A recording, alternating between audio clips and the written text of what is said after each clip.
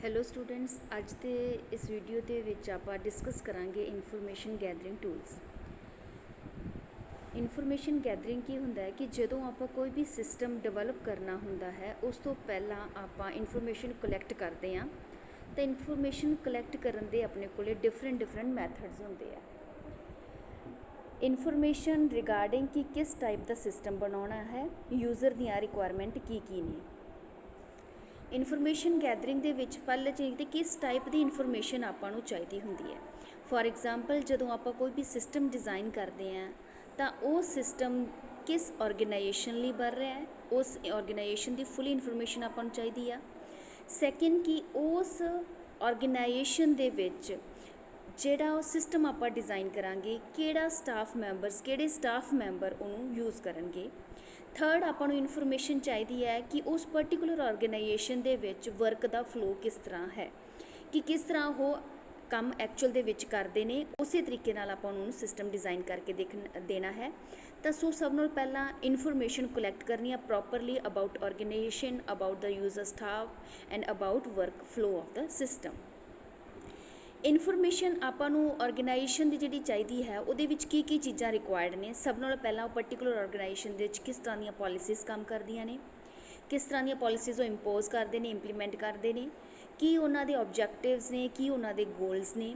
ਇਹ particular organisation ਕਿਸ ਗੋਲ ਨੂੰ ਅਚੀਵ ਕਰਨ ਲਈ ਬਣਾਈ ਗਈ ਹੈ, ਉਸ ਗੋਲ ਨੂੰ ਅਚੀਵ ਕਰਨ ਦੇ ਲਈ ਉਹਨਾਂ ਨੇ ਕੀ ਆਬਜੈਕਟਿਵ ਸੈੱਟ ਕੀਤੇ ਹੋਏ ਨੇ ਜਿਨ੍ਹਾਂ ਨੂੰ ਅਚੀਵ ਕਰਨਗੇ। ਆਰਗੇਨਾਈਜੇਸ਼ਨ ਦਾ ਸਟਰਕਚਰ ਕਿਸ ਤਰ੍ਹਾਂ ਦਾ ਹੈ, ਆਰਗੇਨਾਈਜੇਸ਼ਨ ਕਿਸ ਤਰ੍ਹਾਂ ਡੀਲ ਕਰਦੀ ਹੈ ਮਾਰਕੀਟ ਦੇ ਵਿੱਚ।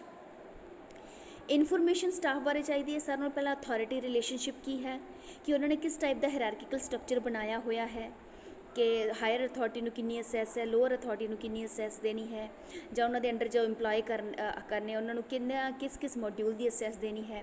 ਜੋਬ ਦੀ ਫੰਕਸ਼ਨਿੰਗ ਕਿਸ ਤਰ੍ਹਾਂ ਦੀ ਹੈ, ਜੋ ਸਟਾਫ ਅਪਾਇੰਟ ਕੀਤਾ ਹੈ ਉਹਨਾਂ ਦੀ ਜੋਬ ਡਿਸਕ੍ਰਿਪਸ਼ਨ ਕਿਸ ਤਰ੍ਹਾਂ ਦੀ ਉਹਨਾਂ ਦੀ ਡਿਜ਼ਿਗਨੇਸ਼ਨ ਹੈ, ਕਿਸ ਤਰ੍ਹਾਂ ਨੂੰ ਉਹ ਆਪਰੇਟ ਕਰਦੇ ਹੈ। ਇਨਫੋਰਮੇਸ਼ਨ ਰਿਕੁਆਇਰਮੈਂਟਸ, ਕਿ ਉਹਨਾਂ ਪਰਟੀਕੂਲਰ ਜਿਹੜੇ ਸਟਾਫ ਮੈਂਬਰਸ ਨੇ ਉਹਨਾਂ ਦੀ ਜੋਬ ਰਿਕੁਆਇਰਮੈਂਟ ਕੀ ਹੈ, ਇਨਫੋਰਮੇਸ਼ਨ ਉਹ ਕਿਸ ਤਰ੍ਹਾਂ ਦੀ ਰਿਕੁਆਇਰਡ ਹੈ, ਵੀ ਉਹਨਾਂ ਦਾ ਜੋ ਕੰਮ ਕਰਨਗੇ, ਜੋ ਜੋਬ ਕਰ ਰਹੇ ਨੇ ਉਹ ਵਾਸਤੇ ਉਹਨਾਂ ਨੂੰ ਕੀ ਚੀਜ਼ਾਂ ਰਿਕੁਆਇਰਡ ਨੇ। ਇੰਟਰਪਰਸਨਲ ਰਿਲੇਸ਼ਨਸ਼ਿਪ, ਕਿ ਇੱਕ ਦੂਜੇ ਦੇ ਉੱਤੇ ਕਈ ਵਾਰ ਸਟਾਫ ਮੈਂਬਰਸ ਦੇ ਹੈਗੇ ਇੱਕ ਡਿਪਾਰਟਮੈਂਟ ਦੂਜੇ ਡਿਪਾਰਟਮੈਂਟ ਦੇ ਡਿਪੈਂਡੈਂਟ ਹੁੰਦਾ ਹੈ, ਤਾਂ ਉਹ ਡੀਲ ਵੀ ਆਪਸ ਇੱਕ ਦੂਜੇ ਦੇ ਨਾਲ ਇੰਟਰਪਰਸਨਲ ਰਿਲੇਸ਼ਨਸ਼ਿਪ ਉਹਨਾਂ ਦੇ ਕਿਸ ਤਰ੍ਹਾਂ ਦੇ ਨੇ, ਕਿ ਅਗਰ ਇੱਕ ਆਪਾਂ ਇਕੱਠਾ ਮੋਡਿਊਲ ਬਣਾ ਦਈਏ ਤਾਂ ਉਹ ਇਕੱਠੇ ਹੈਂਡਲ ਕਰ ਸਕਦੇ ਆ ਜਾਂ ਨਹੀਂ ਕਰ ਸਕਦੇ। ਜਦੋਂ ਸਿਸਟਮ ਡਿਜ਼ਾਈਨ ਕਰਨਾ ਤਾਂ ਇਹਨਾਂ ਸਾਰੀਆਂ ਚੀਜ਼ਾਂ ਦਾ ਵੀ ਫੁੱਲ ਧਿਆਨ ਰੱਖਣਾ ਪੈਣਾ। ਵਰਕ ਦਾ ਫਲੋ ਕਿਸ ਤਰ੍ਹਾਂ ਹੈ, ਕਿ ਉਹ ਕਿਸ ਤਰ੍ਹਾਂ ਕੰਮ ਕਰਦੇ ਆ, ਕਿਸ ਤਰ੍ਹਾਂ ਦੇ ਮੈਥਡਸ ਨੇ, ਕਿਸ ਤਰ੍ਹਾਂ ਦੇ ਪ੍ਰੋਸੀਜਰ ਅਡੋਪਟ ਕਰਦੇ ਨੇ, ਉਹਨਾਂ ਦੇ ਵਰਕ ਦਾ ਸ਼ੈਡਿਊਲ ਕਿਸ ਤਰ੍ਹਾਂ ਦਾ, ਕਿੰਨੀ ਟਾਈਮਿੰਗ ਹੈ, ਕਿੰਨੇ ਐਕਸਟਰਾ ਆਵਰਸ ਹੁੰਦੇ ਆ, ਕਿੰਨੇ ਕੁ ਡਾਟਾ ਫਲੋ ਡਾਇਗਰਾਮ ਉਹ ਯੂਜ਼ ਕਰਦੇ ਹੈਗੇ ਆ। ਉਹਨਾਂ ਦੇ ਇੱਕ ਫਲੋ ਚਾਰਟ ਆਪਾਂ ਬਣਾ ਲਾਂਗੇ, DFDs ਡਾਟਾ ਫਲੋ ਚਾਰਟ ਜੋ ਵੀ ਉਹਨਾਂ ਨੇ ਬਣਾ ਕੇ ਆਪਾਂ ਨੂੰ ਪ੍ਰੋਵਾਈਡ ਕਰਨੇ ਆ, ਕਿ ਇਸ ਤਰ੍ਹਾਂ ਦੇ ਹਾਇਰਾਰਕੀਕਲ ਸਟਰਕਚਰ ਦੇ ਵਿੱਚ ਸਾਡੇ ਸਿਸਟਮ ਦਾ ਫਲੋ ਹੁੰਦਾ, ਸਾਡੀ ਆਰਗੇਨਾਈਜੇਸ਼ਨ ਦੇ ਹੈਗਾ ਇਨਫੋਰਮੇਸ਼ਨ ਦਾ ਫਲੋ ਹੁੰਦਾ ਹੈ। ਤਾਂ ਉਸ ਫਲੋ ਦੇ ਅਕੋਰਡਿੰਗ ਹੁਣ ਆਪਾਂ ਸਿਸਟਮ ਡਿਜ਼ਾਈਨ ਕਰਨਾ ਹੋਏਗਾ। ਹੁਣ ਇਹ ਤਾਂ ਸੀਗੀ ਬੇਸਿਕ ਆਰਗੇਨਾਈਜੇਸ਼ਨ ਦਾ ਰਿਲੇਟਡ ਇਨਫੋਰਮੇਸ਼ਨ। ਆਪਾਂ ਹੁਣ ਜਿਹੜੀ ਇਨਫੋਰਮੇਸ਼ਨ ਕਲੈਕਟ ਕਰਨੀ ਹੈ, ਕਿੱਥੋਂ ਕਲੈਕਟ ਕਰਨੀ ਹੈ। ਦੋ ਪ੍ਰਿੰਸੀਪਲ ਸੋਰਸਿਸ ਨੇ। ਪਹਿਲਾ ਹੈਗਾ ਕਿ ਆਪਾਂ ਪਰਸਨਲ ਬੰਦੇ ਕੋਲ ਜਾਈਏ, ਉਹਨਾਂ ਤੋਂ ਰਿਟਨ ਡਾਕੂਮੈਂਟ ਲਈਏ ਕਿ ਤੁਹਾਡਾ ਇਨਵਾਇਰਮੈਂਟ ਦੱਸੋ। ਦੂਸਰਾ ਹੈ ਕਿ ਆਪਾਂ ਆਰਗੇਨਾਈਜੇਸ਼ਨ ਤੋਂ ਰਿਟਨ ਡਾਕੂਮੈਂਟ ਲਈਏ ਕਿ ਤੁਹਾਡਾ ਜਿਹੜਾ ਹੈ ਇਨਵਾਇਰਮੈਂਟ ਹੈ ਤੁਸੀਂ ਸਾਨੂੰ ਡਿਸਕ੍ਰਾਈਬ ਕਰੋ। ਤਾਂ ਜਦੋਂ ਪਰਸਨਲ ਆਪਾਂ ਜਾਵਾਂਗੇ ਤਾਂ ਹਰ ਬੰਦੇ ਤੋਂ ਉਹਦਾ ਇੰਡੀਵਿਜੂਅਲ ਪੁੱਛਾਂਗੇ ਤਾਂ ਕਿੱਦਾਂ ਉਹ ਟਾਸਕ ਪਰਫੋਰਮ ਕਰਦਾ, ਕਿੱਦਾਂ ਉਹਨਾਂ ਦਾ ਵਰਕ ਫਲੋ ਹੁੰਦਾ, ਕਿੰਨਾ ਉਹਨਾਂ ਦਾ ਵਰਕ ਸ਼ੈਡਿਊਲ ਹੁੰਦਾ ਹੈ। ਅਗਰ ਆਰਗੇਨਾਈਜੇਸ਼ਨ ਇਨਵਾਇਰਮੈਂਟ ਤਾਂ ਉਹ ਪ੍ਰੋਪਰ ਜਿਵੇਂ ਆਪਣੇ ਟਾਈਮ ਟੇਬਲ ਬਣੇ ਹੁੰਦੇ ਹੈ, ਟੀਚਰਸ ਕੋਲ ਟਾਈਮ ਟੇਬਲ ਇੰਪਲਾਈਜ਼ ਹੈਗੇ ਆ, ਹਰ ਬੰਦੇ ਦੀਆਂ ਆਪਣੀਆਂ ਜੋਬ ਡਿਊਟੀਜ਼ ਹੁੰਦੀਆਂ ਨੇ, ਤਾਂ ਉਹ ਆਰਗੇਨਾਈਜੇਸ਼ਨ ਲੈਵਲ ਦੇ ਉੱਤੇ ਵੀ ਉਹਨਾਂ ਦਾ ਤੁਹਾਨੂੰ ਡਿਟੇਲ ਡਾਕੂਮੈਂਟ ਮਿਲ ਸਕਦਾ ਹੈ। ਇਹ ਦੋ ਸੋਰਸਿਸ ਨੇ। ਜਿਹੜਾ ਪ੍ਰਾਇਮਰੀ ਸੋਰਸ ਹੈ ਜਿੱਥੇ ਆਪਾਂ ਪਰਸਨਲ ਮਿਲਣਾ ਹੈ ਲੋਕਾਂ ਨੂੰ ਐਕਸਟਰਨਲ ਇਨਫੋਰਮੇਸ਼ਨ ਵਾਸਤੇ, ਤਾਂ ਆਪਾਂ ਵੈਂਡਰਸ ਕੋਲ ਜਾ ਸਕਦੇ ਹਾਂ, ਗਵਰਨਮੈਂਟ ਡਾਕੂਮੈਂਟਸ ਲੈ ਸਕਦੇ ਹਾਂ, ਨਿਊਜ਼ਪੇਪਰ ਜਾਂ ਪ੍ਰੋਫੈਸ਼ਨਲ ਜਰਨਲ ਤੋਂ ਵੀ ਇਨਫੋਰਮੇਸ਼ਨ ਪਰਟੀਕੂਲਰ ਆਰਗੇਨਾਈਜੇਸ਼ਨ ਬਾਰੇ ਕਲੈਕਟ ਕਰ ਸਕਦੇ ਹਾਂ। ਪ੍ਰਾਇਮਰੀ ਇੰਟਰਨਲ ਸੋਰਸਿਸ, ਇਹ ਐਕਸਟਰਨਲ ਸੀ ਵੀ ਬਾਹਰੋਂ ਕਿਹੜੇ ਸੋਰਸਿਸ ਹੈ ਜਿਨ੍ਹਾਂ ਤੋਂ ਆਪਾਂ ਨੂੰ ਉਸ ਪਰਟੀਕੂਲਰ ਆਰਗੇਨਾਈਜੇਸ਼ਨ ਬਾਰੇ ਇਨਫੋਰਮੇਸ਼ਨ ਮਿਲ ਸਕਦੀ ਹੈ। ਦੂਜਾ ਹੈਗਾ ਜਦੋਂ ਆਪਾਂ ਇੰਟਰਨਲ ਸੋਰਸਿਸ ਕਿਹੜੇ ਆ, ਆਪਾਂ ਫਾਈਨੈਂਸ਼ੀਅਲ ਰਿਪੋਰਟ ਚੈੱਕ ਕਰ ਸਕਦੇ ਹਾਂ ਪਰਟੀਕੂਲਰ ਆਰਗੇਨਾਈਜੇਸ਼ਨ ਦੀ, ਉਹਨਾਂ ਦੇ ਪਰਸਨਲ ਸਟਾਫ ਮੈਂਬਰਸ ਦੀਆਂ ਡਿਊਟੀਜ਼ ਡਿਸਕਸ ਕਰ ਸਕਦੇ ਹਾਂ। ਪ੍ਰੋਫੈਸ਼ਨਲ ਸਟਾਫ ਉਹਨਾਂ ਨੇ ਕਿੱਦਾਂ ਦੇ, ਲੀਗਲ ਕਾਊਂਸਲ ਹੈ ਉਹਨਾਂ ਦੀ, ਆਡੀਟਰ ਵਗੈਰਾ ਕਿਸ ਤਰ੍ਹਾਂ ਦੇ ਹੈ ਜਿਹੜੇ ਉਹਨਾਂ ਦੀ ਚੈਕਿੰਗ ਕਰਦੇ ਹੈ ਰੂਟੀਨ ਵਾਈਜ਼, ਮੰਥਲੀ, ਐਨੂਅਲੀ ਜੋ ਰਿਪੋਰਟ ਜਨਰੇਟ ਕਰਦੇ ਨੇ ਪਰਟੀਕੂਲਰ ਆਰਗੇਨਾਈਜੇਸ਼ਨ ਬਾਰੇ, ਉਹਨਾਂ ਤੋਂ ਆਪਾਂ ਨੂੰ ਇਨਫੋਰਮੇਸ਼ਨ ਮਿਲ ਸਕਦੀ ਹੈ। ਸਿਸਟਮ ਦੀ ਜਿਹੜੀ ਡਾਕੂਮੈਂਟੇਸ਼ਨ ਹੁੰਦੀ ਹੈ ਜਾਂ ਮੈਨੂਅਲ ਬਣੇ ਪਏ ਹੁੰਦੇ ਹੈ ਸਿਸਟਮ ਦੇ, ਲਾਈਕ ਇੱਕ ਆਰਗੇਨਾਈਜੇਸ਼ਨ ਹੈ ਤਾਂ ਉਹਨੇ ਆਪਣੀ ਡਾਕੂਮੈਂਟੇਸ਼ਨ ਕੀਤੀ ਹੋਣੀ ਆ ਕਿ ਕਿਸ ਤਰ੍ਹਾਂ ਦਾ ਉਹ ਉਹਨਾਂ ਦੇ ਸਟਾਫ ਹੈ, ਕਿਹੜੇ ਸਟਾਫ ਮੈਂਬਰ ਦੀ ਕੀ ਡੈਜ਼ਿਗਨੇਸ਼ਨ ਹੈ ਅਤੇ ਉਸ ਦੇ ਅੰਡਰ ਕਿੰਨੇ ਇੰਪਲਾਈ ਕੰਮ ਕਰਦੇ ਆ, ਫਰਦਰ ਉਹ ਇੰਪਲਾਈਜ਼ ਦੇ ਅੰਡਰ ਕਿੰਨੇ ਇੰਪਲਾਈ ਕੰਮ ਕਰਦੇ ਆ ਅਤੇ ਉਹਨਾਂ ਨੂੰ ਕਿਸ ਕਿਸ ਤਰ੍ਹਾਂ ਦੀ ਜੋਬ ਦਿੱਤੀ, ਉਸ ਤਰ੍ਹਾਂ ਦੇ ਡਾਕੂਮੈਂਟ ਹਰ ਆਰਗੇਨਾਈਜੇਸ਼ਨ ਦੇ ਵਿੱਚ ਹੁੰਦੇ ਆ। ਤੁਸੀਂ ਉਹ ਮੈਨੂਅਲਸ ਨੂੰ ਚੈੱਕ ਕਰਕੇ ਵੀ ਇਨਫੋਰਮੇਸ਼ਨ ਕਲੈਕਟ ਕਰ ਸਕਦੇ ਹਾਂ, ਜਾਂ ਆਪਾਂ ਯੂਜ਼ਰ ਜਾਂ ਯੂਜ਼ਰ ਸਟਾਫ ਤੋਂ ਵੀ ਇਨਫੋਰਮੇਸ਼ਨ ਲੈ ਸਕਦੇ ਹਾਂ। ਜਿਹੜੀਆਂ ਐਨੂਅਲੀ ਰਿਪੋਰਟਸ ਜਨਰੇਟ ਹੁੰਦੀਆਂ ਜਾਂ ਉਹਨਾਂ ਦੀ ਐਨੂਅਲੀ ਜਾਂ ਵੀਕਲੀ ਜਾਂ ਡੇ ਵਾਈਜ਼ ਟ੍ਰਾਂਜੈਕਸ਼ਨਸ ਹੁੰਦੀਆਂ ਨੇ, ਉਹਨਾਂ ਡਾਕੂਮੈਂਟਸ ਤੋਂ ਵੀ ਆਪਾਂ ਡਾਟਾ ਕਲੈਕਟ ਕਰ ਸਕਦੇ ਹਾਂ। ਨੈਕਸਟ ਹੈ ਕਿ ਇਨਫੋਰਮੇਸ਼ਨ, ਹੁਣ ਤਾਂ ਪਹਿਲਾਂ ਆਪਾਂ ਦੇਖਿਆ ਕਿ ਇਨਫੋਰਮੇਸ਼ਨ ਕਾਹਦੇ ਬਾਰੇ ਕਲੈਕਟ ਕਰਨੀ ਆ, ਆਰਗੇਨਾਈਜੇਸ਼ਨ ਬਾਰੇ, ਉੱਥੋਂ ਦੇ ਸਟਾਫ ਬਾਰੇ, ਵਰਕ ਫਲੋ ਬਾਰੇ। ਫਿਰ ਇਨਫੋਰਮੇਸ਼ਨ ਕਿਹੜੇ ਸੋਰਸਿਸ ਦੇ ਥਰੂ ਗੈਦਰ ਕਰਨੀ ਹੈ, ਪ੍ਰਾਇਮਰੀ ਸੋਰਸਿਸ ਹੈਗੇ ਆਪਾਂ, ਬਾਹਰੀ ਐਕਸਟਰਨਲ ਸੋਰਸਿਸ ਹੈਗੇ ਆ, ਇੰਟਰਨਲ ਸੋਰਸਿਸ ਹੈਗੇ ਆ। ਐਕਸਟਰਨਲ ਸੋਰਸਿਸ ਤੋਂ ਆਪਾਂ ਨੂੰ ਬੇਸਿਕ ਇਨਫੋਰਮੇਸ਼ਨ ਮਿਲ ਸਕਦੀ ਹੈ। ਐਕਸਟਰਨਲ ਜਿਹੜੇ ਇੰਟਰਨਲ ਸੋਰਸਿਸ ਹੈਗੇ ਆ ਉਹਨਾਂ ਤੋਂ ਆਪਾਂ ਨੂੰ ਡਿਟੇਲ ਨੌਲੇਜ ਮਿਲ ਸਕਦੀ ਹੈ ਪਰਟੀਕੂਲਰ ਸਿਸਟਮ ਦੇ ਬਾਰੇ। ਹੁਣ ਆਪਣੇ ਕੋਲ ਆ ਗਿਆ ਕਿ ਇਨਫੋਰਮੇਸ਼ਨ ਆਪਾਂ ਨੂੰ ਪਤਾ ਚੱਲ ਗਈ ਆਪਾਂ ਕਲੈਕਟ ਕਰਨੀ ਹੈ, ਅਤੇ ਉਹਦੇ ਟੂਲ ਕੀ ਕੀ ਹੈ। ਪਹਿਲਾ ਹੈ review of literature, procedure and farms. ਜੋ ਵੀ ਉਹਨਾਂ ਦਾ ਪਰਟੀਕੂਲਰ ਆਰਗੇਨਾਈਜੇਸ਼ਨ ਦਾ ਲਿਟਰੇਚਰ ਅਵੇਲੇਬਲ ਹੈ, ਤੁਸੀਂ ਉਸ ਨੂੰ ਰਿਵਿਊ ਕਰੋ। ਉਹਨਾਂ ਦੇ ਜਿੰਨੇ ਵੀ ਡਾਕੂਮੈਂਟਸ ਹੈ, ਜਿੰਨੇ ਵੀ ਫਾਰਮ ਹੈ, ਜਿੰਨਾ ਵੀ ਪ੍ਰੋਸੀਜਰ ਹੈ, ਉਹ ਸਾਰੇ ਦੇ ਸਾਰੇ ਡਾਕੂਮੈਂਟ ਤੁਸੀਂ ਰੀਡ ਆਊਟ ਕਰੋ, ਤੁਹਾਨੂੰ ਉਸ ਆਰਗੇਨਾਈਜੇਸ਼ਨ ਬਾਰੇ ਫੁੱਲ ਨੌਲੇਜ ਮਿਲ ਜਾਣੀ ਹੈ। ਦੂਜਾ ਟੂਲ ਹੈ on site observation. Particular organisation 'ਤੇ ਜਾਓ, ਉੱਥੇ ਜਾ ਕੇ ਉਹਨਾਂ ਦਾ ਜਿਹੜਾ ਹੈ ਸਟਰਕਚਰ ਹੈ ਉਹਨੂੰ ਚੈੱਕ ਕਰੋ, ਉਹਨਾਂ ਦੇ ਜਿਹੜਾ ਹੈ ਇਨਫੋਰਮੇਸ਼ਨ ਫਲੋ ਨੂੰ ਚੈੱਕ ਕਰੋ, ਉਹਨਾਂ ਦੇ ਲੋਕਾਂ ਦੇ ਨਾਲ ਮੀਟਿੰਗ ਕਰੋ। ਫਿਰ ਨੈਕਸਟ ਹੈਗਾ ਇੰਟਰਵਿਊ ਕੰਡਕਟ ਕਰ ਸਕਦੇ ਹਾਂ ਆਪਾਂ ਆਪਣੇ ਆਫਿਸ ਦੇ ਵਿੱਚ, ਕਿ ਉਹਨਾਂ ਦੇ ਕਿਸੇ ਇੰਪਲਾਈ ਨੂੰ ਬੁਲਾਓ, ਉਹਨਾਂ ਦੇ ਮੈਨੇਜਰ ਨੂੰ ਬੁਲਾਓ, ਉਹਨਾਂ ਤੋਂ ਡਿਟੇਲ ਕੁਐਸਚਨੇਅਰ ਪੁੱਛੋ ਜਾਂ ਓਪਨ ਐਂਡਡ ਕੁਐਸਚਨ ਰੱਖ ਲਓ, ਠੀਕ ਹੈ। ਤਾਂ ਉਹਨਾਂ ਦੇ ਬੇਸ ਦੇ ਉੱਤੇ ਆਪਾਂ ਆਪਣਾ ਜਿਹੜਾ ਹੈ ਕਨਕਲੂਜ਼ਨ ਕੱਢਾਂਗੇ। ਇਹ ਹੈਗੇ ਆਪਣੇ 3 information gathering tool. Review of literature ਦੇ ਵਿੱਚ ਕੀ ਹੁੰਦਾ ਹੈ, ਹੂ ਯੂਜ਼ ਦਾ ਫਾਰਮਸ। ਕਹਿੰਦਾ ਜੀ ਹੁਣ ਜਿਵੇਂ ਆਪਾਂ ਕਿਸੇ ਵੀ ਸਿਸਟਮ ਦਾ ਲਿਟਰੇਚਰ ਨੂੰ ਰਿਵਿਊ ਕਰਾਂਗੇ ਤਾਂ ਆਪਾਂ ਦੇਖਾਂਗੇ ਕਿ ਇਹਨਾਂ ਫਾਰਮਸ ਨੂੰ ਕੌਣ ਯੂਜ਼ ਕਰਦਾ ਸੀ, ਇਹ ਯੂਜ਼ਰ ਦੇ ਲਈ ਕਿੰਨੇ ਕੁ ਇੰਪੋਰਟੈਂਟ ਨੇ। Do the form include all the necessary information. ਜਿਹੜੇ ਫਾਰਮ ਜਾਂ ਲਿਟਰੇਚਰ ਜਾਂ ਜੋ ਵੀ ਪ੍ਰੋਸੀਜਰ ਆਪਣੇ ਕੋਲ ਆਇਆ ਹੈ, ਕਿ ਉਹਨਾਂ ਦੇ ਵਿੱਚ ਆਪਾਂ ਨੂੰ ਸਿਸਟਮ ਡਿਜ਼ਾਈਨ ਕਰਨ ਵਾਸਤੇ ਹੈਲਪਫੁਲ ਕੋਈ ਐਜੀ ਇਨਫੋਰਮੇਸ਼ਨ ਮਿਲ ਸਕਦੀ ਹੈ ਜੋ ਨੈਸੈਸਰੀ ਹੈ ਆਪਣੇ ਦੇ ਲਈ। ਵਟ ਆਈਟਮ ਸ਼ੁੱਡ ਬੀ ਐਡਿਡ ਔਰ ਡਿਲੀਟਡ। ਉਸ ਪਰਟੀਕੂਲਰ ਫਾਰਮ ਦੇ ਵਿੱਚ ਕੋਈ ਚੀਜ਼ ਨਵੀਂ ਆਪਾਂ ਨੂੰ ਐਡ ਕਰਨੀ ਪਏਗੀ, ਕੁਛ ਕੀ ਚੀਜ਼ ਹੈ ਜਿਹੜੀ ਵੇਸਟ ਲਿਖੀ ਹੋਈ ਹੈ ਉਹ ਆਪਾਂ ਨੂੰ ਚਾਹੀਦੀ ਨਹੀਂ, ਓਪਨ ਡਿਲੀਟ ਕਰਨੀ ਪਏਗੀ। ਕਿੰਨੇ ਡਿਪਾਰਟਮੈਂਟ ਤੋਂ ਆਪਾਂ ਜਿਹੜਾ ਐਗਜ਼ਿਸਟਿੰਗ ਫਾਰਮ ਰਿਸੀਵ ਕੀਤਾ ਹੈ, ਜਿਹੜਾ ਆਪਣਾ ਜਿਹਨੂੰ ਆਪਾਂ ਕਰ ਰਹੇ ਹਾਂ, ਅਤੇ ਕਿਸ ਤਰ੍ਹਾਂ ਉਹ ਉਹਨਾਂ ਨੂੰ ਮੈਨੇਜ ਕਰਦੇ ਸੀ। ਜਿਹੜਾ ਫਾਰਮ ਆਪਾਂ ਨੂੰ ਮਿਲਿਆ ਉਹ ਕਿੰਨਾ ਕੁ ਰਿਲਾਇਬਲ ਹੈ, ਕਿ ਉਹਨਾਂ ਨੇ ਸਿਰਫ ਆਪਣੀ ਆਰਗੇਨਾਈਜੇਸ਼ਨ ਦਾ ਬਜਟ ਵਾਸਤੇ ਹੀ ਉਹ ਬਣਾਇਆ ਹੈ, ਆਰਗੇਨਾਈਜੇਸ਼ਨ ਦੀ ਚੰਗੀ ਰੈਪੂਟੇਸ਼ਨ ਦੇ ਲਈ ਹੀ ਬਣਾਇਆ ਹੈ।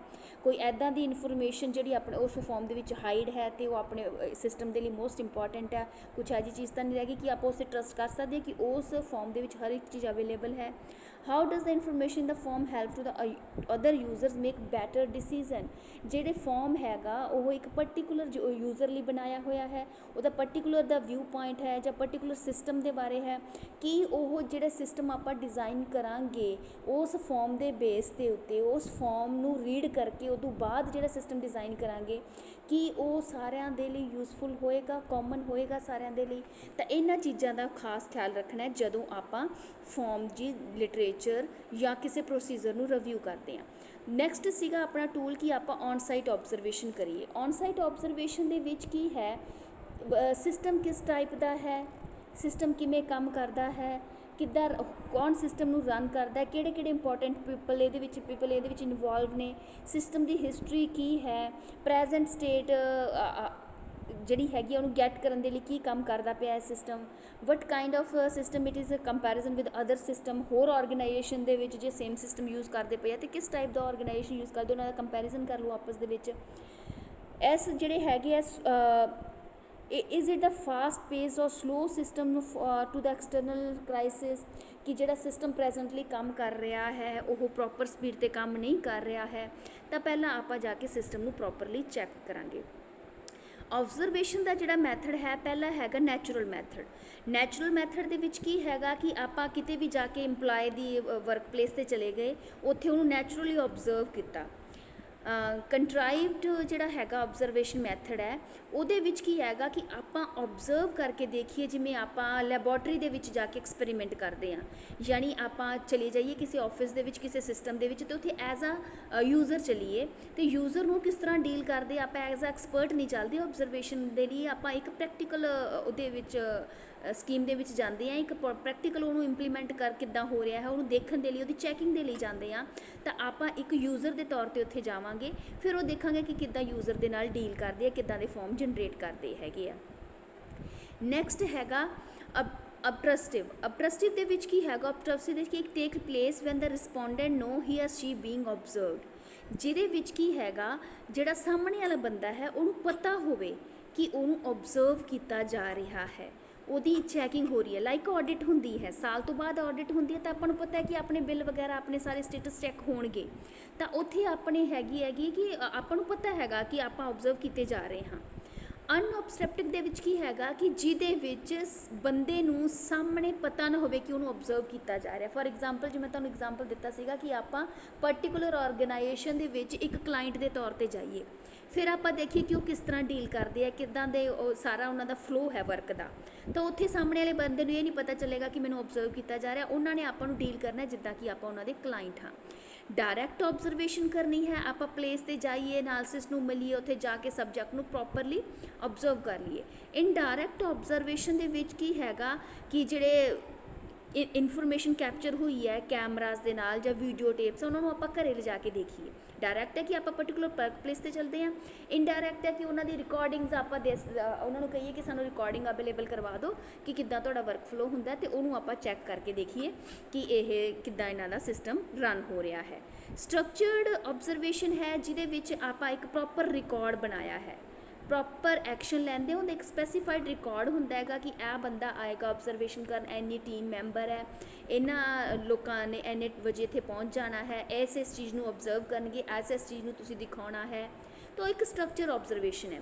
ਅਨਸਟਰਕਚਰ ਹੈ, ਜਿਹਦੇ ਵਿੱਚ ਆਪਾਂ ਵਰਕ ਪਲੇਸ 'ਤੇ ਜਾਈਏ, ਆਪਾਂ ਉੱਥੇ ਜਾ ਕੇ ਦੇਖੀਏ ਕਿ ਆਪਾਂ ਕੀ ਚੀਜ਼ ਨੂੰ ਓਬਜ਼ਰਵ ਕਰਨਾ ਹੈ, ਕਿਸ ਚੀਜ਼ ਨੂੰ ਆਪਾਂ ਛੱਡਣਾ ਹੈ।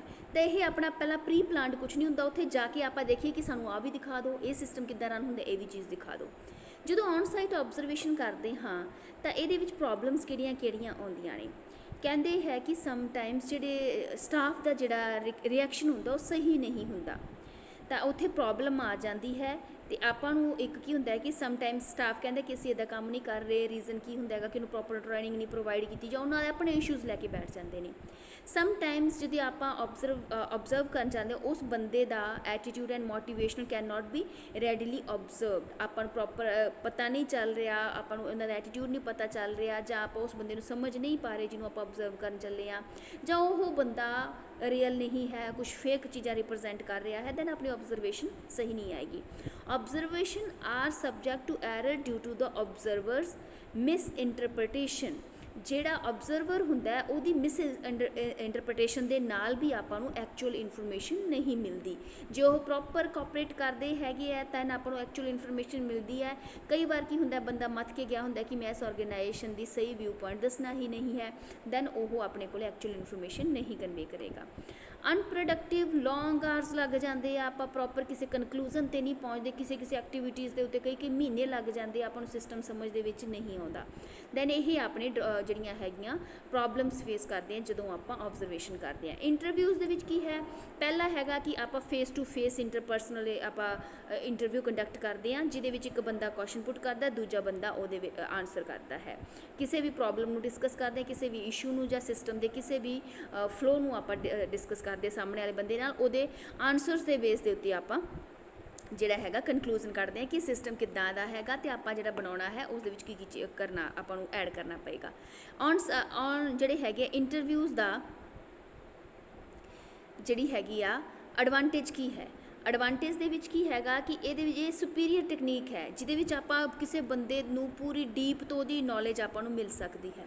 ਨੌਲੇਜ ਦਾ ਮਤਲਬ ਕੀ ਹੈ ਕਿ ਬੰਦਾ ਆਪਣੇ ਆਪ ਨੂੰ ਚੰਗੀ ਤਰ੍ਹਾਂ ਐਕਸਪਲੇਨ ਕਰਦਾ, ਆਪਾਂ ਬਾਰੀ ਕੁਐਸਚਨ ਪੁੱਟ ਕਰਦੇ ਹਾਂ ਤਾਂ ਪੂਰੀ ਦੀ ਪੂਰੀ ਇਨਫੋਰਮੇਸ਼ਨ ਆਪਾਂ ਗੈਦਰ ਕਰ ਸਕਦੇ ਹਾਂ। It is a superior technique.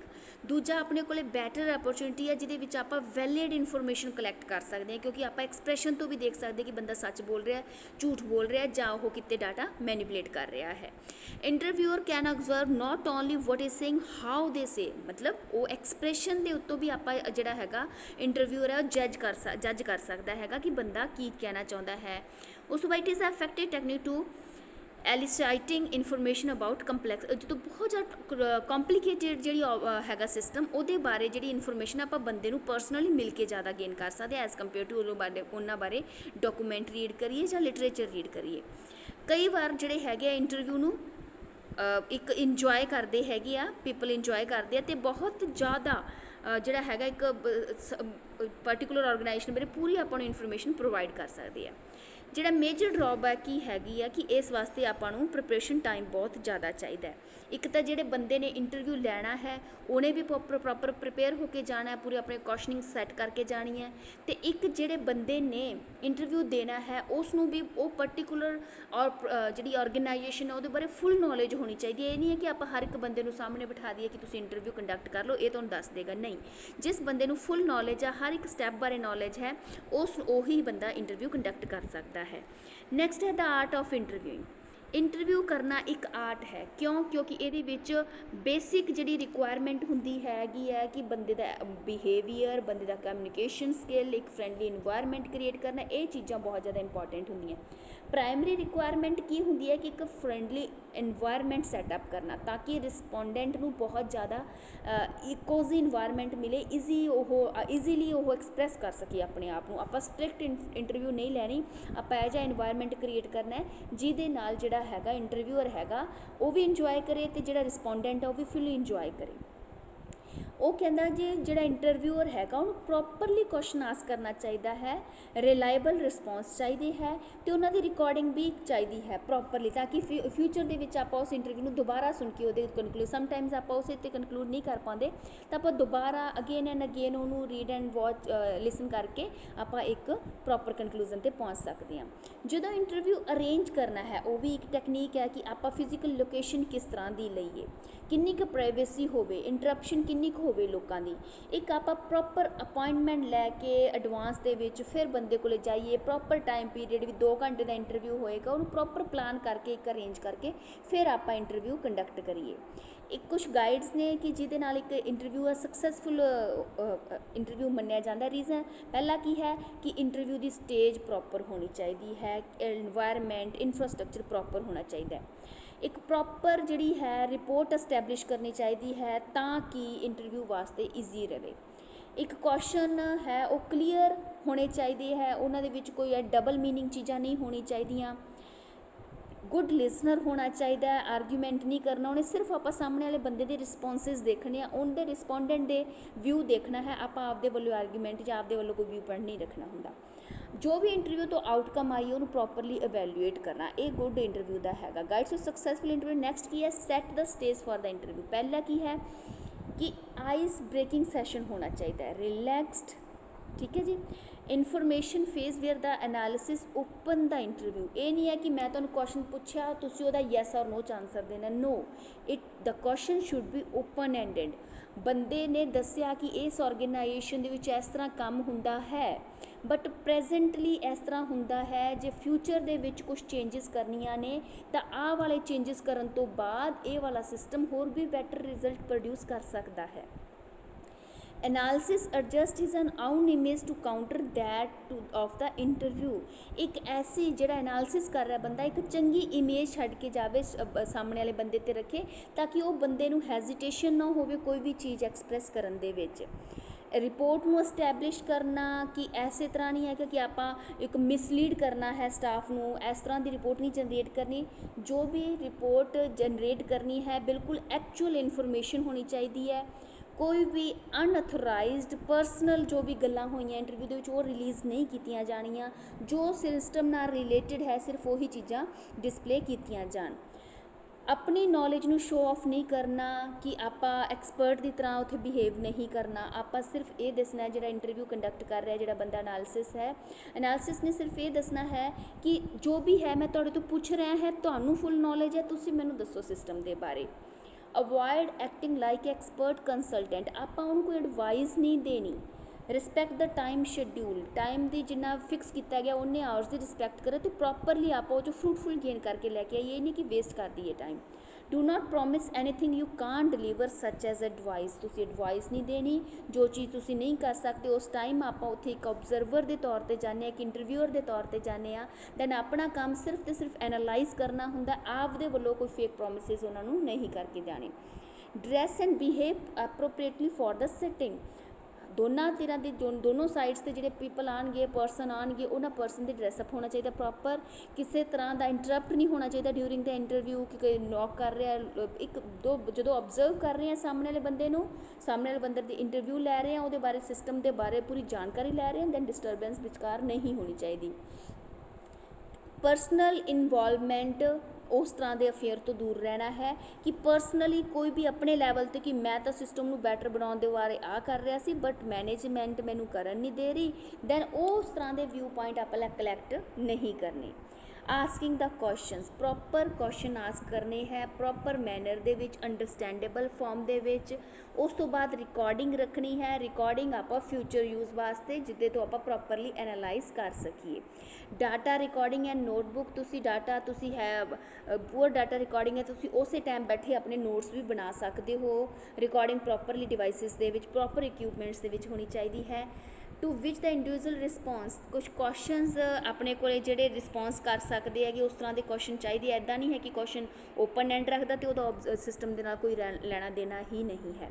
ਤਾਂ ਉਸ ਤੋਂ ਬਾਅਦ ਹੈਗਾ ਕਿ ਆਪਾਂ ਕੁਐਸਚਨੀਅਰ ਡਿਜ਼ਾਈਨ ਕਰ ਸਕਦੇ ਹਾਂ। ਕੁਐਸਚਨੀਅਰ ਦੇ ਵਿੱਚ ਕੀ ਹੁੰਦਾ ਹੈ ਕਿ ਆਪਾਂ ਕਿਸੇ ਵੀ ਬੰਦੇ ਕੋਲ ਜਾਂਦੇ ਹਾਂ, ਉਹਦਾ ਪਰਸਨਲ ਇੰਟਰਵਿਊ ਨਹੀਂ ਲੈਂਦੇ। ਆਪਾਂ ਮੰਨ ਲਓ ਕਿ ਉਸ ਆਰਗੇਨਾਈਜੇਸ਼ਨ ਦੇ ਜਿੰਨੇ ਵੀ ਇੰਪਲਾਈ ਹੈ ਉਹਨਾਂ ਨੂੰ ਇੱਕ ਕੁਐਸਚਨਸ ਦਾ ਬੁੱਕਲੈਟ ਦਿੱਤਾ ਜਿਹਦੇ ਵਿੱਚ 40, 50, 100 ਦੇ ਨੀਅਰ ਅਬਾਊਟ ਕੁਐਸਚਨ ਜੋ ਆਪਾਂ ਪੁੱਛ ਲਏ ਹੈ, ਉਹਨਾਂ ਬੰਦਿਆਂ ਨੂੰ ਕੁਐਸਚਨੀਅਰ ਫਿਲ ਕਰਨ ਵਾਸਤੇ ਦੇ ਦਿੱਤਾ ਹੈ। ਫਿਰ ਉਹਨਾਂ ਨੇ ਜੋ ਰਿਸਪੌਂਸ ਕੀਤਾ ਹੈ ਉਹ ਰਿਸਪੌਂਸ ਦੇ ਬੇਸ ਦੇ ਉੱਤੇ ਆਪਾਂ ਕਨਕਲੂਜ਼ਨ ਕੱਢਿਆ ਹੈਗਾ ਕਿ ਪਰਟੀਕੂਲਰ ਆਰਗੇਨਾਈਜੇਸ਼ਨ ਕਿਸ ਤਰ੍ਹਾਂ ਕੰਮ ਕਰਦੀ ਪਈ ਹੈ। ਐਡਵਾਂਟੇਜ ਕੁਐਸਚਨੀਅਰ ਦੀ ਕੀ ਹੈ? ਇੱਕ ਤਾਂ ਇਹ ਇਕਨੋਮਿਕਲ ਪੈਂਦਾ ਹੈ, ਲੈਸ ਸਕਿੱਲ ਦੀ ਲੋੜ ਹੈ ਕਿਉਂਕਿ ਕੁਐਸਚਨਸ ਹੈਗੇ ਆਪਾਂ ਘਰ ਬੈਠ ਕੇ ਜਾਂ ਕਿਤੇ ਵੀ ਆਪਣੇ ਆਫਿਸ 'ਚ ਬੈਠ ਕੇ ਬਣਾਏ ਹੈ ਅਤੇ ਉਹ ਕੋਈ ਇੱਕ ਬੰਦੇ ਨੇ ਨਹੀਂ ਬਣਾਏ, ਆਪਾਂ ਕਈ ਸਾਰੇ ਲੋਕਾਂ ਦੇ ਵਿਊ ਲੈ ਕੇ ਕਿ ਕਿਸ ਤਰ੍ਹਾਂ ਦਾ ਕੁਐਸਚਨੀਅਰ ਬਣਾਈਏ, ਆਹ ਵਾਲੀ ਚੀਜ਼ ਇਹ ਕੁਐਸਚਨ ਕਿਸ ਚੀਜ਼ ਨੂੰ ਕਵਰ ਕਰੇਗਾ ਜਾਂ ਕਿੰਨੇ ਕੁਐਸਚਨ ਇੱਕ ਪਰਟੀਕੂਲਰ ਸਿਸਟਮ ਨੂੰ ਕਵਰ ਕਰ ਸਕਦੇ ਆ, 10 ਜਾਂ 15। ਤਾਂ ਉਹ ਸਾਰੇ ਦੇ ਸਾਰੇ ਕੁਐਸਚਨਸ ਆਪਾਂ ਪ੍ਰੋਪਰ ਹੈਗੇ ਆ ਬਣਾ ਕੇ ਫਿਰ ਉਸ ਨੂੰ ਆਪਾਂ ਡਿਸਟਰੀਬਿਊਟ ਕਰੀਏ। ਤਾਂ ਸਿਰਫ ਪ੍ਰਿੰਟਿੰਗ ਦੀ ਆਪਾਂ ਨੂੰ ਕੋਸਟ ਪਏਗੀ, ਹੋਰ ਕੋਈ ਐਕਸਟਰਾ ਕੋਸਟ ਹੈ ਜਿਹੜੀ ਆਪਾਂ ਨੂੰ ਨਹੀਂ ਪਏਗੀ। ਕਹਿੰਦੇ ਜੀ ਜਦੋਂ ਵੀ ਕੁਐਸਚਨੀਅਰ ਡਿਜ਼ਾਈਨ ਕਰਨਾ ਹੈ ਤਾਂ ਲਾਰਜ ਨੰਬਰ ਆਫ ਇੰਡੀਵਿਜੂਅਲ ਨੂੰ ਆਪਾਂ ਉਹ ਜਿਹੜਾ ਹੈ ਡਿਸਟਰੀਬਿਊਟ ਕਰੀਏ ਤਾਂ ਕਿ ਆਪਣੇ ਕੋਲੇ ਜਿਹੜੇ ਰਿਸਪੌਂਸਿਸ ਹੈ ਡਿਫਰੈਂਟ ਲੈਵਲ ਤੋਂ ਡਿਫਰੈਂਟ ਐਡਮਿਨਿਸਟ੍ਰੇਸ਼ਨ ਲੈਵਲ ਤੋਂ ਲੈ ਕੇ ਲੋਅਰ ਲੈਵਲ ਤੱਕ ਸਾਰੇ ਰਿਸਪੌਂਸਿਸ ਆਪਣੇ ਕੋਲੇ ਆਉਣ। ਕੁਐਸਚਨੀਅਰ ਐਨਸ਼ੋਰ uniformity of the question, uniformity ਕੀ ਹੋਣੀ ਹੈ ਕਿ ਇੱਕ ਫਲੋ ਦੇ ਵਿੱਚ ਕੁਐਸਚਨਸ ਹੋਣੇ ਚਾਹੀਦੇ। ਇਹ ਨਹੀਂ ਹੈ ਕਿ ਪਹਿਲਾ ਕੁਐਸਚਨ ਤੁਸੀਂ ਪੁੱਛਿਆ ਯੂਅਰ ਨੇਮ ਅਤੇ ਨੈਕਸਟ ਕੁਐਸਚਨ ਪੁੱਛ ਲਿਆ ਕਿ how your system is design, who is the responsible for the system। ਤਾਂ ਜਦੋਂ ਤੁਹਾਡੇ ਕੋਲ ਪਰਸਨਲ ਕੁਐਸਚਨ ਪੁੱਟ ਕਰਕੇ ਉਸ ਤੋਂ ਬਾਅਦ ਫਲੋ ਦੇ ਵਿੱਚ ਕੁਐਸਚਨ ਪੁੱਟ ਕਰਨੀ ਹੈ ਅਤੇ ਅੱਗੇ ਵਧਣਾ ਹੈ। In the question response give opinion without fear, question ਇਸ ਤਰ੍ਹਾਂ ਦੇ ਹੋਣੇ ਚਾਹੀਦੇ ਹੈ ਕਿ ਰਿਸਪੋਂਡੈਂਟ ਬਹੁਤ ਅੱਛੀ ਤਰ੍ਹਾਂ ਆਪਣਾ ਓਪੀਨੀਅਨ ਉੱਥੇ ਰੱਖ ਸਕੇ। Respondent have time to think the question over, ਇਹ ਨਹੀਂ ਹੈ ਕਿ ਮੈਂ ਕੁਐਸਚਨ ਡਿਸਪਿਊਟ ਕਰਤੇ ਅਤੇ ਮੈਂ ਕਹਿੰਦਾ ਅੱਧੇ ਘੰਟੇ ਦੇ ਮੈਨੂੰ ਸਬਮਿਟ ਕਰਾਓ ਤਾਂ ਸਿੱਧੀਆਂ ਟਿਕਸ ਲਾ ਕੇ ਦੇ ਦੇਗਾ ਆਪਾਂ ਨੂੰ। ਇੱਦਾਂ ਨਹੀਂ ਹੈ ਕਿ ਤੁਸੀਂ ਉਹਨਾਂ ਨੂੰ ਓਬਜ਼ਰਵ ਕਰਨ ਦੇ ਲਈ, ਪ੍ਰੋਪਰ ਕੁਐਸਚਨ ਨੂੰ ਸਮਝਣ ਦੇ ਲਈ 1 ਜਾਂ 2 ਦਿਨ ਦਾ ਐਕੂਰੇਟ ਟਾਈਮ ਦੇ ਦਿਓ ਤਾਂ ਕਿ ਆਪਾਂ ਨੂੰ ਐਕੂਰੇਟ ਡਾਟਾ ਮਿਲੇ। ਟਾਈਪ ਆਫ ਕੁਐਸਚਨੀਅਰਸ ਐਂਡ ਇੰਟਰਵਿਊ, ਆਪਣੇ ਕੋਲ ਸਟਰਕਚਰਡ ਆਲਟਰਨੇਟਿਵ ਹੁੰਦੇ ਆ, ਅਨਸਟਰਕਚਰਡ ਹੁੰਦੇ ਆ। ਅਨਸਟਰਕਚਰਡ ਜਿਹੜੇ ਆਲਟਰਨੇਟਿਵ ਹੁੰਦੇ ਆ ਉਹਦੇ ਵਿੱਚ ਕੀ ਹੁੰਦਾ ਹੈਗਾ ਕਿ ਆਪਾਂ ਜਿਹੜੀ ਇਨਫੋਰਮੇਸ਼ਨ ਗੈਦਰਿੰਗ ਟੂਲ ਹੈ, ਕੋਈ ਡਾਇਰੈਕਟਿਵ ਨਹੀਂ ਹੈ, ਨਾਨ ਡਾਇਰੈਕਟਿਵ ਟੂਲ ਹੈਗਾ, ਠੀਕ ਹੈ। ਉਹਦੇ ਵਿੱਚ ਤੁਸੀਂ ਕਿੱਦਾਂ ਮਰਜ਼ੀ ਕਿਸੇ ਮਰਜ਼ੀ ਨੂੰ ਡਿਸਟਰੀਬਿਊਟ ਕਰੋ, ਕਿਸੇ ਮਰਜ਼ੀ ਫਰੀਲੀ ਵਰਡਸ ਤੁਸੀਂ ਆਪਦੇ ਯੂਜ਼ ਕਰ ਸਕਦੇ ਹੋ, ਕੋਈ ਉਹਦੇ ਵਿੱਚ ਕੋਈ ਸਿਸਟਮ ਨਹੀਂ ਹੈਗਾ।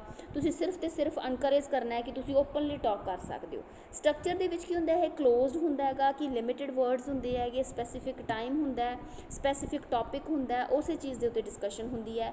ਇਹ ਨਹੀਂ ਹੈਗਾ ਕਿ ਤੁਸੀਂ ਇੱਕ ਬੰਦਾ ਹੈਗਾ ਪੂਰਾ ਘੰਟਾ ਬੋਲ ਰਿਹਾ ਅਤੇ ਇੱਕ ਬੰਦੇ ਨੂੰ ਆਪਾਂ 5 ਮਿੰਟ ਵੀ ਨਹੀਂ ਦਿੰਦੇ। ਉਹ ਹਰ ਇੱਕ ਬੰਦੇ ਨੂੰ ਪ੍ਰੋਪਰ ਸੇਮ ਟਾਈਮ ਸੇਮ ਤੁਹਾਨੂੰ ਸੇਮ ਕੁਐਸਚਨ ਦਿੱਤਾ ਜਾਏਗਾ ਅਤੇ ਹਰ ਬੰਦੇ ਨੂੰ ਉਹਦੇ ਉੱਤੇ ਆਪਣੇ ਵਿਊ ਰੱਖਣੇ ਦੇ ਲਈ ਟਾਈਮ ਦਿੱਤਾ ਜਾਏਗਾ। ਉਸ ਦੇ ਵਿੱਚ ਆਪਾਂ ਨੂੰ ਇਨਫੋਰਮੇਸ਼ਨ ਮਿਲਣੀ ਚਾਹੀਦੀ ਹੈ।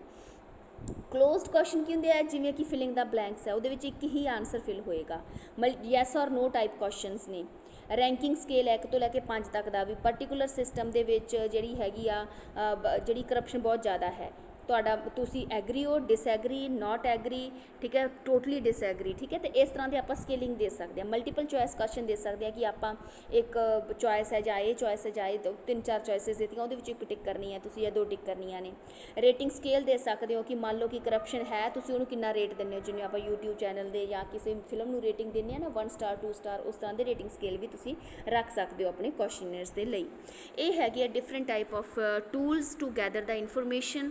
ਤਾਂ ਇਹਨਾਂ ਦੇ ਨਾਲ ਆਪਾਂ ਇਨਫੋਰਮੇਸ਼ਨ ਕਲੈਕਟ ਕਰਾਂਗੇ। ਇਨਫੋਰਮੇਸ਼ਨ ਕਲੈਕਟ ਕਿਉਂ ਕਰਾਂਗੇ? ਕਿਉਂਕਿ ਆਪਾਂ ਉਸ ਸਿਸਟਮ ਦੇ ਲਈ ਇੱਕ ਨਵਾਂ ਕੈਂਡੀਡੇਟ ਸਿਸਟਮ ਡਿਜ਼ਾਈਨ ਕਰਨਾ ਹੈ। ਜਦੋਂ ਸਿਸਟਮ ਡਿਜ਼ਾਈਨ ਕਰਨਾ ਹੈ, ਸਭ ਨਾਲੋਂ ਪਹਿਲਾਂ ਤੁਹਾਨੂੰ ਸਿਸਟਮ ਬਾਰੇ ਫੁੱਲ ਨੌਲੇਜ ਹੋਣੀ ਚਾਹੀਦੀ ਹੈ, ਫਿਰ ਹੀ ਆਪਾਂ ਸਿਸਟਮ ਪ੍ਰੋਪਰਲੀ ਡਿਜ਼ਾਈਨ ਕਰ ਸਕਦੇ ਹਾਂ। ਤਾਂ ਇਹ ਸੀਗਾ ਬੇਟਾ ਆਪਣਾ information gathering and information gathering tools ਕੀ ਹੁੰਦੇ ਨੇ, ਅਤੇ ਇਹਦੇ ਨਾਲ ਹੀ ਤੁਹਾਡਾ ਇੱਕ ਸੈਕਸ਼ਨ ਜਿਹੜਾ ਹੈਗਾ ਕੰਪਲੀਟ ਹੁੰਦਾ ਹੈਗਾ। ਬੇਟਾ ਅਗਰ ਕਿਸੇ ਨੂੰ ਕੋਈ ਪ੍ਰੋਬਲਮ ਹੈ ਦੈਨ ਤੁਸੀਂ ਡਿਸਕਸ ਕਰ ਸਕਦੇ ਹੋ, WhatsApp ਤੇ ਕੁਐਸਚਨ ਸੈਂਡ ਕਰ ਸਕਦੇ ਹੋ। Thank you so much for watching the video.